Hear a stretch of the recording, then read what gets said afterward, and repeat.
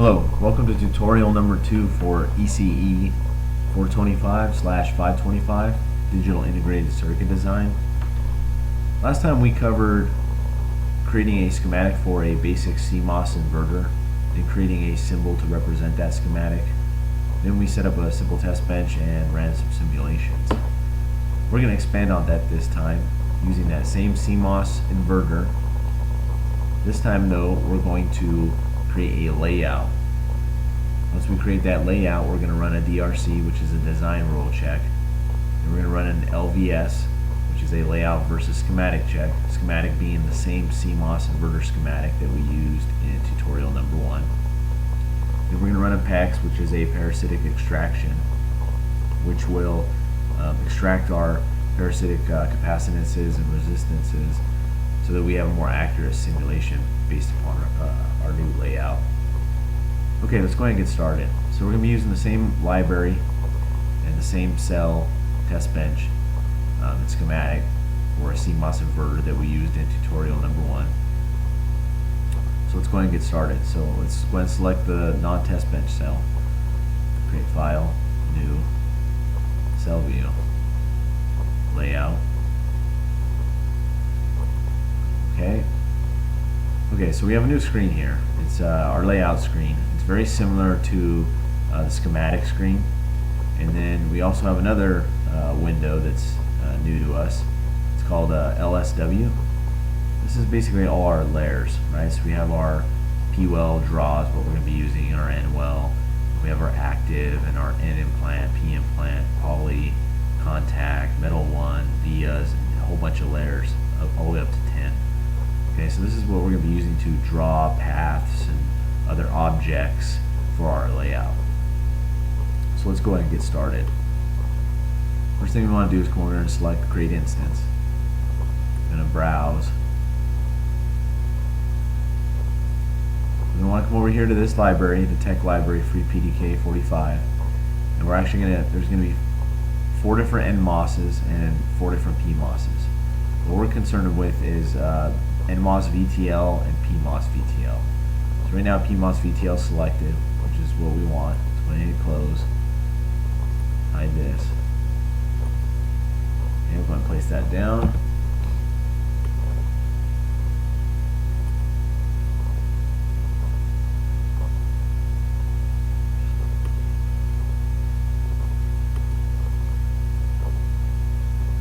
Grab our NMOS.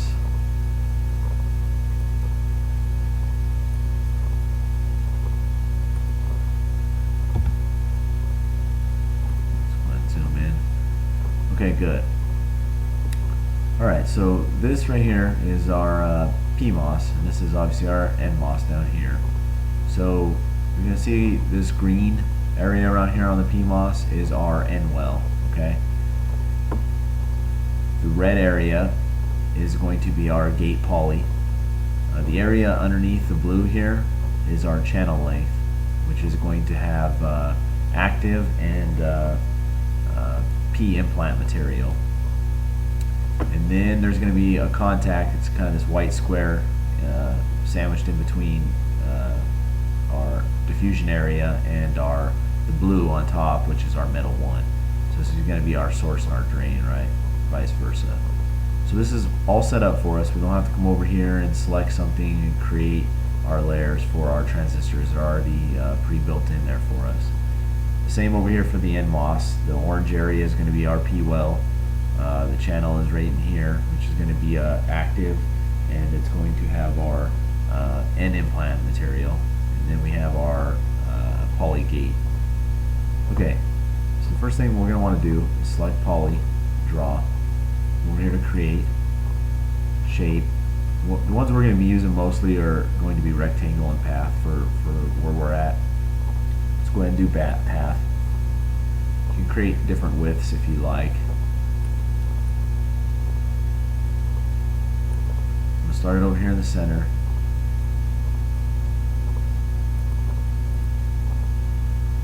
Very important to get these as center as possible. Escape. I'm going to move this up.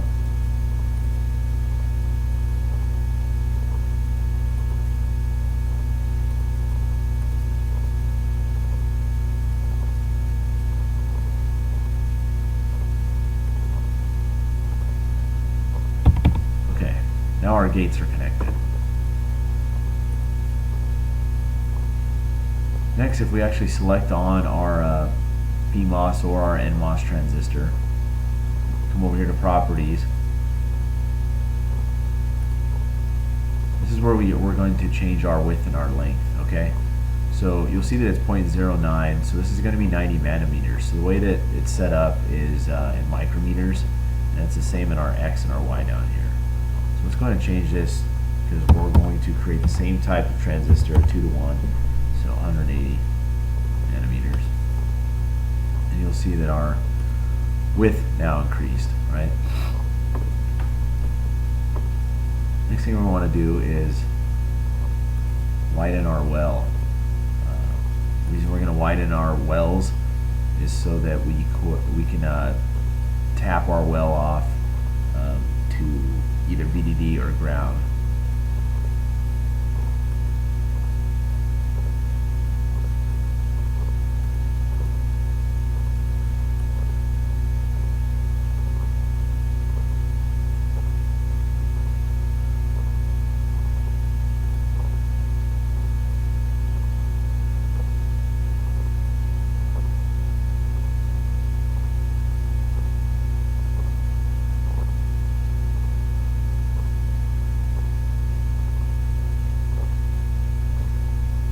Oops.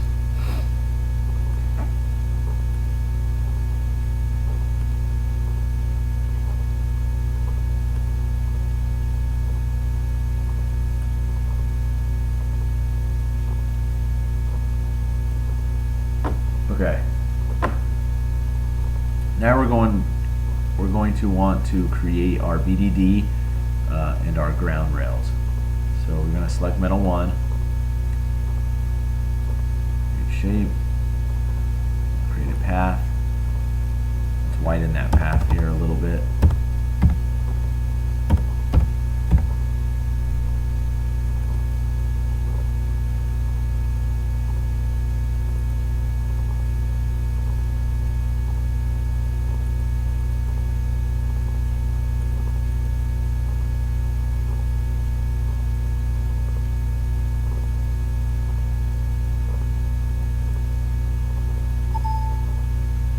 Sometimes it's hard to get it just right.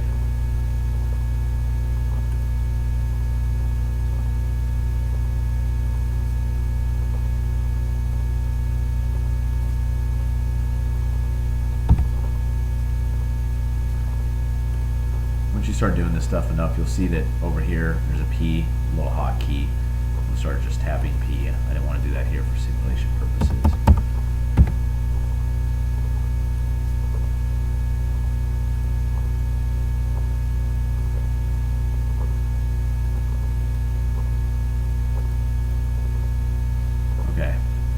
Now we got our rails. Next we're going to want to do is go over here to create path. And we're going to want to connect up our transistors the way that they need to be connected. Okay, so our PMOS is going to want to be connected to VDD here.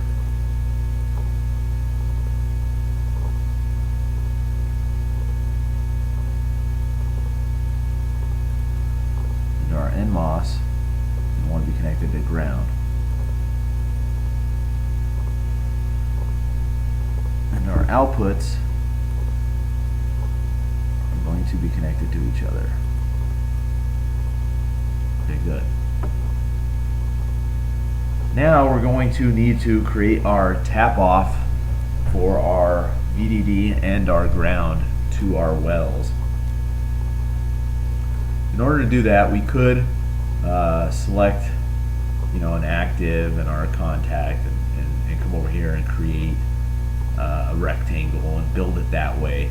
But there's actually built-in connections for us, so it saves us a lot of time and DRC errors if we don't get the rectangle built to the right size. So if you come over here to VIA, you'll see that there's a whole bunch of different selections down here. So metal 1 to basically our P material, N material. That's actually, maybe it's this one, the P tap or N tap. We'll figure that out. But anyway, there's metal 1 to poly, metal 2 to metal 1,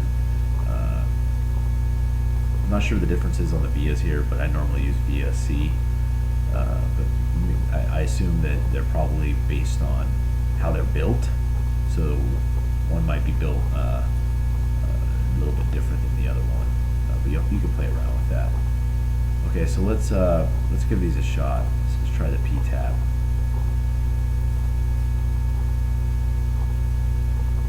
Yeah, that actually looks about right. So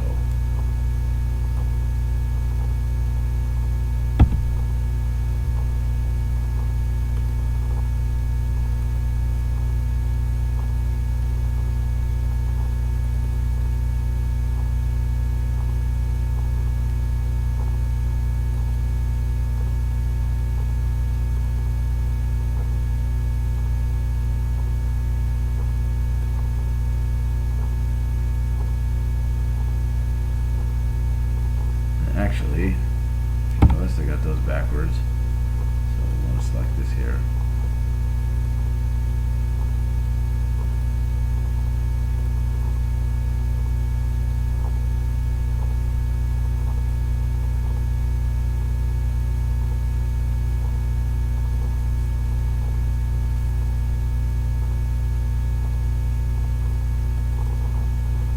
There we go.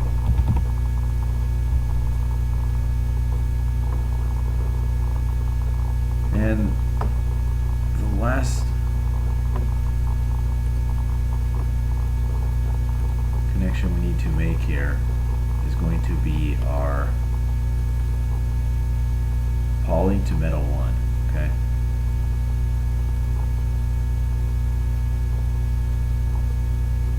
And actually that's probably going to be too close, so we're going to probably want to put it over here.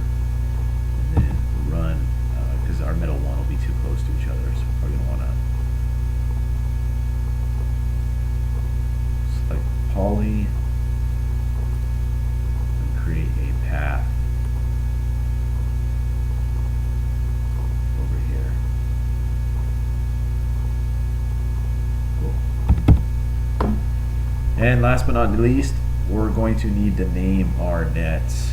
So let's come over here, create label. Always select the type. We're going to create everything, all the names we're going to create are going to be on metal 1 here. So A is our input. Let's make that a little smaller.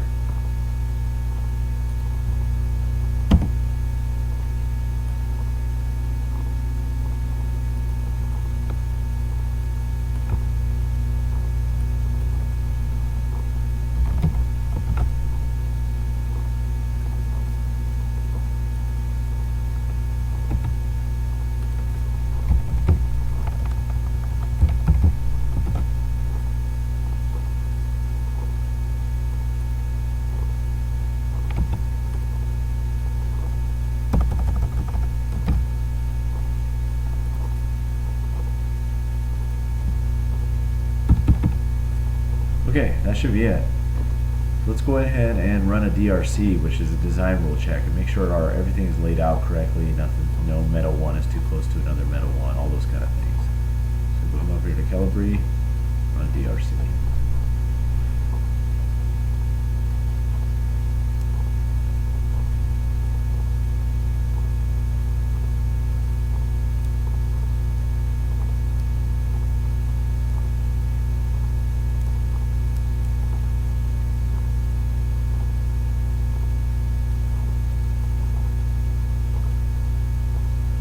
Okay, so you're going to get the DRC run screen here, and it'll have rules and output and all that kind of stuff. First thing you want to check here is you want to make sure that your run directory is your directory here, your home directory. Sometimes Cadence will default to someone else's directory, and this thing won't run. Okay, so make sure your home directory is set up here, and that's pretty much it for this screen. Oh, yep, definitely want to save it over here first.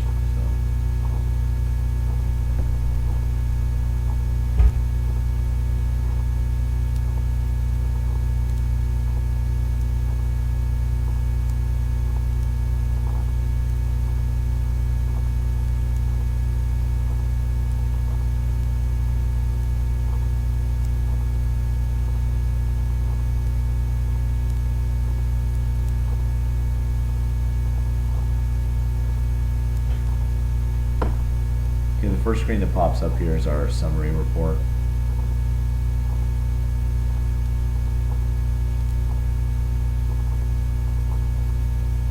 Okay, this is the screen we really care about.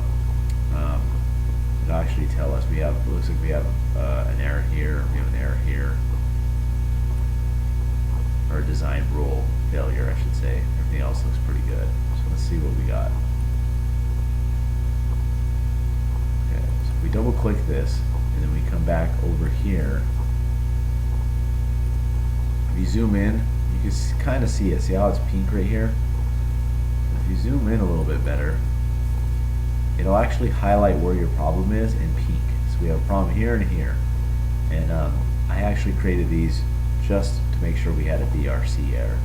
And the reason that we actually have an error, if you come over here, it'll actually tell you down here, minimum spacing of P well to N well has to be 225 nanometers. Okay. Now this error here, basically saying minimum spacing of filled poly has to be 75 nanometers. So let's see what they're talking about. See, since I double clicked it, it's really hard to see, but just based on experience, it's saying that this line here and here is too closing for poly. So we'll space that out a little bit, fix these problems.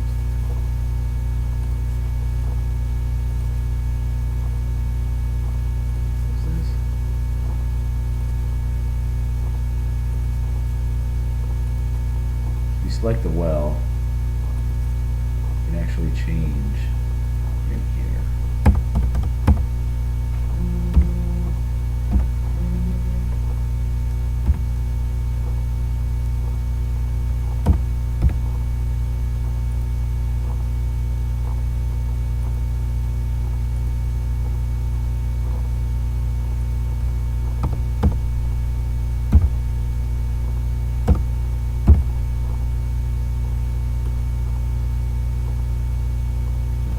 Too much.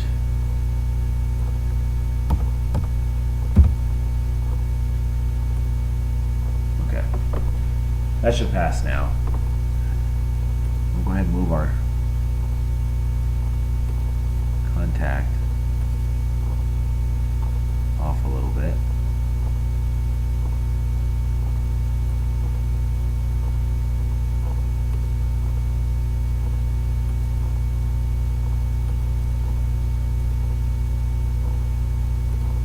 Let's see if that's good enough.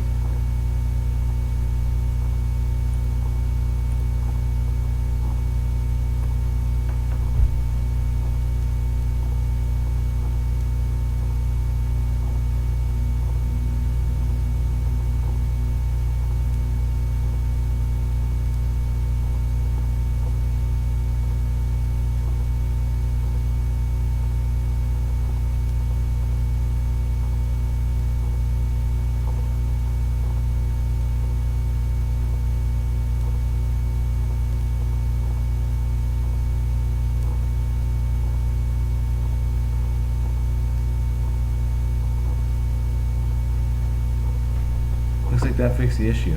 As you can tell, we have all green over here. So that's good. It means we passed our design rule check. Go ahead and close this. The screen here is your report. You're going to need to save this most likely for your lab write-up. Okay, just go over to save file, save as, and then you should be able to open it with a Word document or whatever you use. Sometimes there's issues. You have to make sure it's recognized on your home computer as a text file or whatever. But just save this and attach this to your lab write-up. Okay, the next step is to run an LVS, which basically makes sure that our schematic and our layout here match up.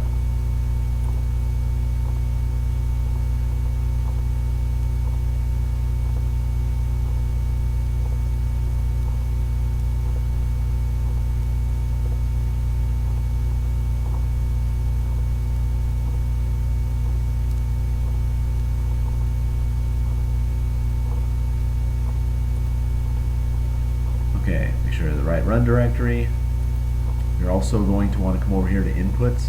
You want to make sure that this export from layout viewer is checked. Go over here to net list. Make sure this export from schematic viewer is checked. That one usually defaults to unchecked. Very important that it's checked or you'll get some false errors. And I think that's it. Run LVS.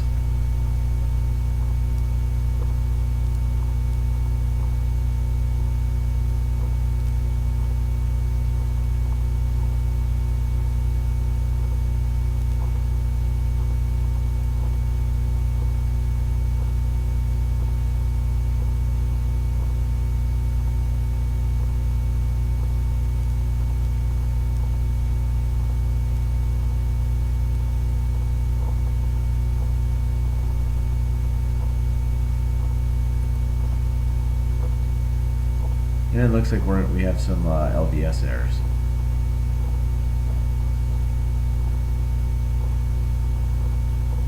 Yeah, let's see what our discrepancies are.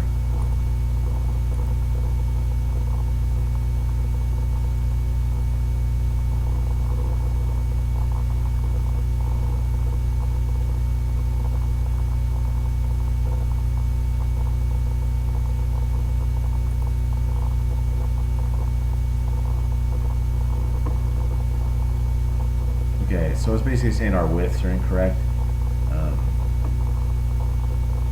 The widths they're showing here are for another lab project, so must have got linked together. So we'll go ahead and fix that. Let's come back out here to our library and see what we have here for our schematic. Okay. So I ended up using this inverter in the 426 class, and I changed the width. So we'll go ahead and create in our layout these size widths. It's going to be a lot bigger, so we'll have to move some stuff around. We'll go ahead and do that now. Actually, it might just be easier for me to change them here. So I'll change them here real quick. Set 180.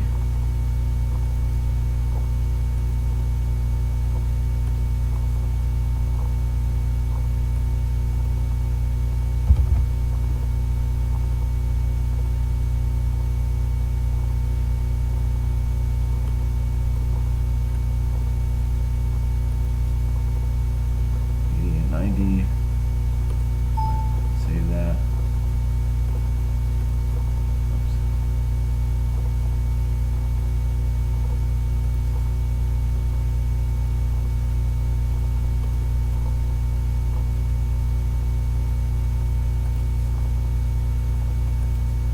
Let's go and run LVS again.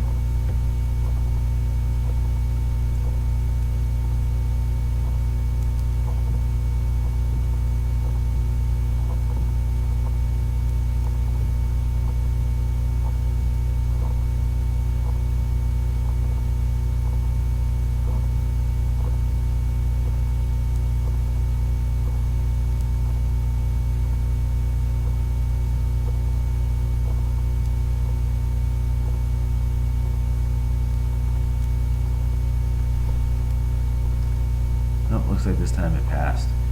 Okay, so that's good that I had actually changed it recently, because you were able to see how if the layout is different versus the schematic, you will get an LVS failure.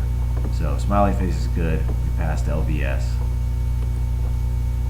So this report file, you'll also want to save this and add this to your report, your lab write-up.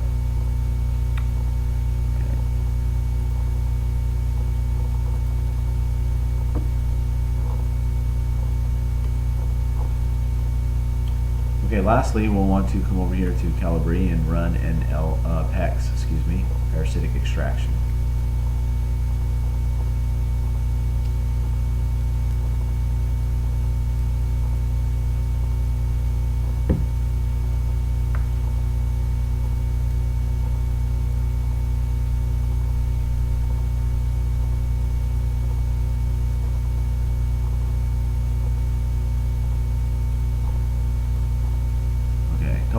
check on PEX.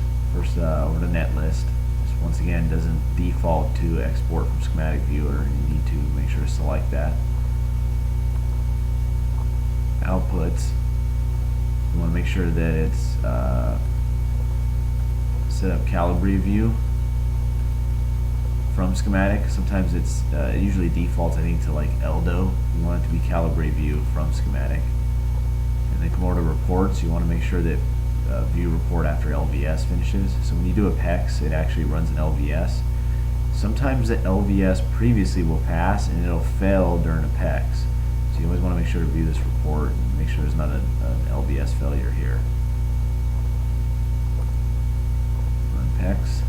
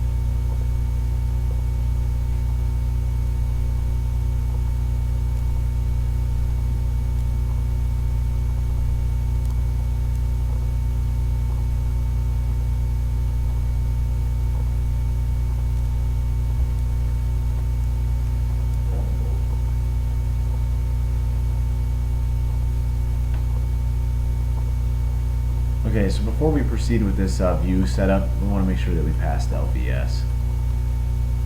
And it's still correct, so that's good.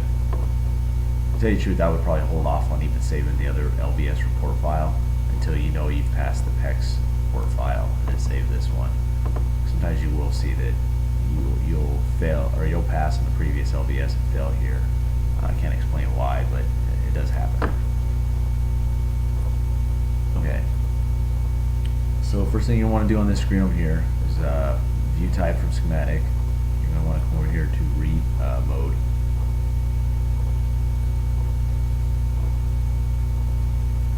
Okay, so when you first run a PEX, it's going to have you map the device. Okay, so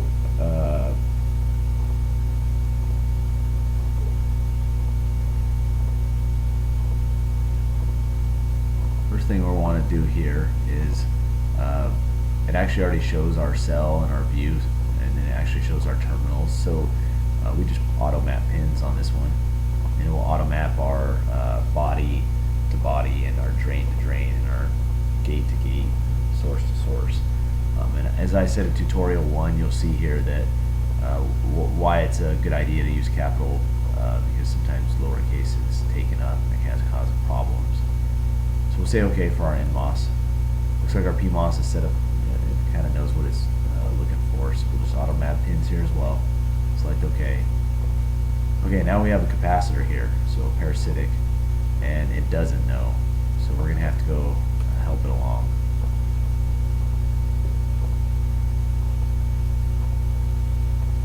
Okay, so let's come down here and look for a cap.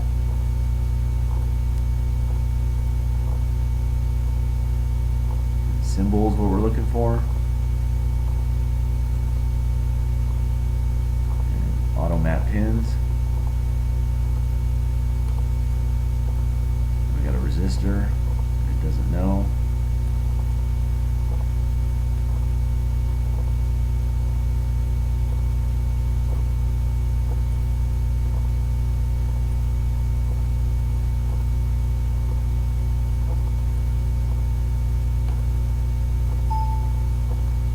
Okay.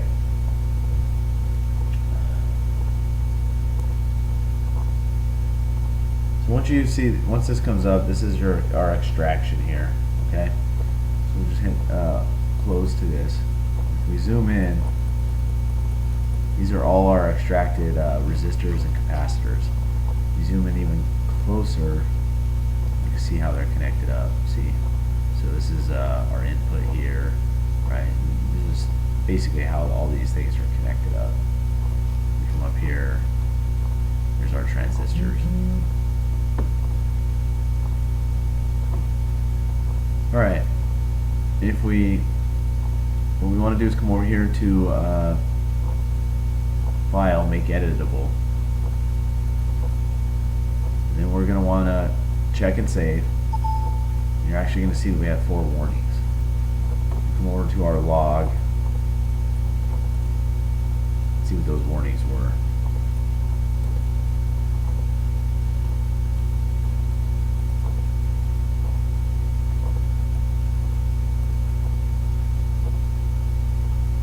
So terminal Y is not found in Calibri. Calibri is this, right? This schematic type setup. So basically Y and A are not found. So this happens sometimes when you do parasitic extraction. Sometimes you have to open this net list here and add some ports that are missing. So Y and A is our problem. So come over here to create pin. So A is input, hide. Let's drop this down anywhere. It doesn't matter. Pin Y. Make sure to put that as an output. Drop it down. Okay. Sometimes you'll have to add, VDD or ground based on what it tells you. Once we've done that, let's go ahead and check save. And nothing popped up, so we had no errors. So we're good to go. Then close.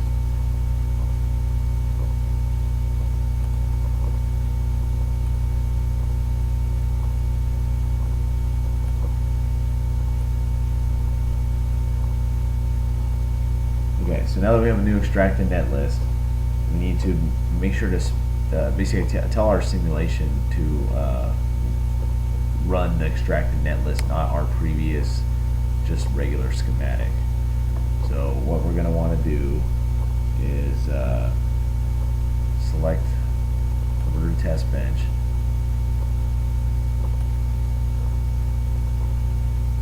New cell view. This must be the test bench here, the cell. Okay. And I want to select config hierarchy editor.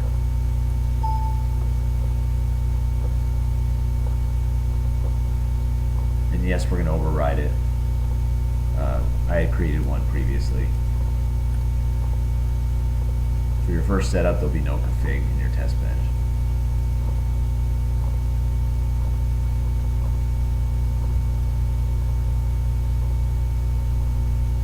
Okay, we're going to select view. We want to select schematic. We want to use template.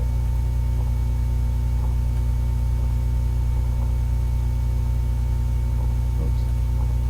I want to go down to this spec tree. Okay. Okay.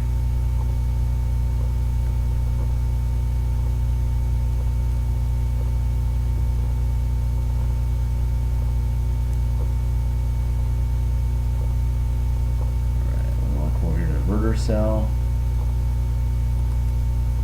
set cell view, select Calibri,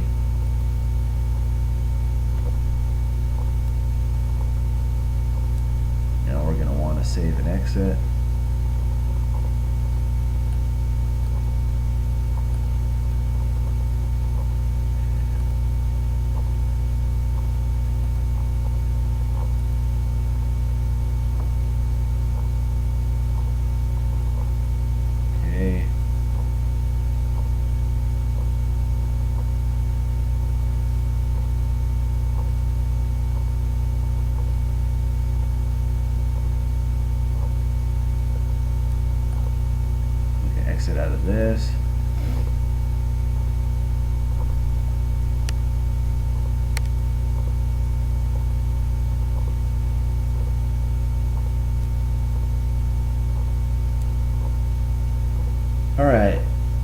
now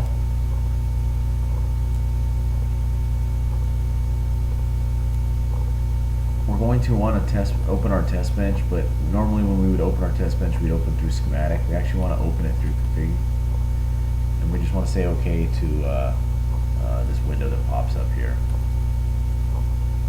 Okay, this is our familiar test bench that we previously used. Okay. However, this time when we come over to run our simulation in a log design environment,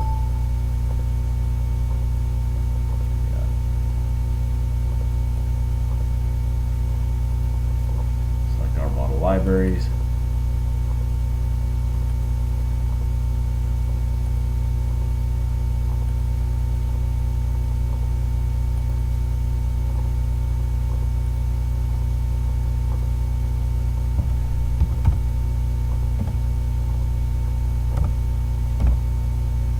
Set up.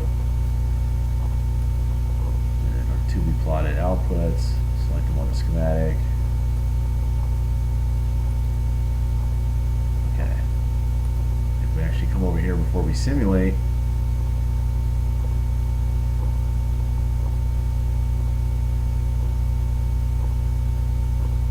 we're to edit, hierarchy, descend, edit. Select what we want to descend, edit on. Say new tab, you select Calibri, we come over here to OK. This is all our extracted parasitics.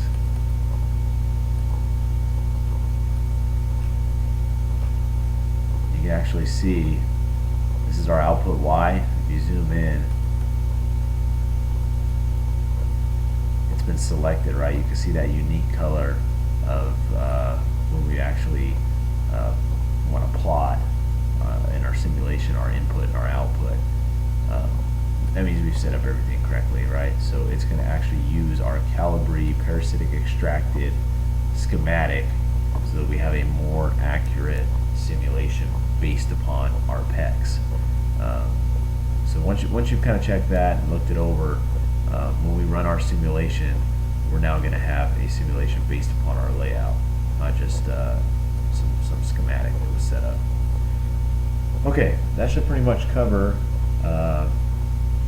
tutorial number 2. So you should be able to walk through the beginning steps of everything you'll need for additional labs in the class. So we've covered creating a layout, we've covered DRC, we've covered LVS, and we've covered PEX. Thank you.